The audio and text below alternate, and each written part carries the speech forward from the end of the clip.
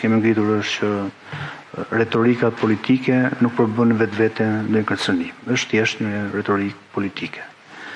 Dhe për të kuptuar se kur do të jetë shqetësuese, ne kemi ilustruar rastin se kur. Pra është shqetësuese nëse kjo retorikë do shënohet me një situatë të ndryshimeve ligjore që mund të synojnë kompetencat apo pavarësinë e institucionit.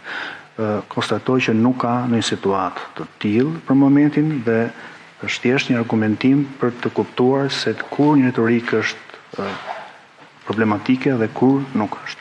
Po kështu kemi sjellë dhe në vëmendje faktin që retorika, edhe pse në një rast nuk është problematike në mënyrë direkte, por zgjon dhe mund të shërbejë si shkak për të rritur agresivitetin ndaj spakut nga krimi organizuar. Sepse krijohet perceptimi që ky institucion është tashmë i pambrojtur dhe sigurisht mund të lindi mendime të tjera nga personat e përfshirë në këtë fenomen.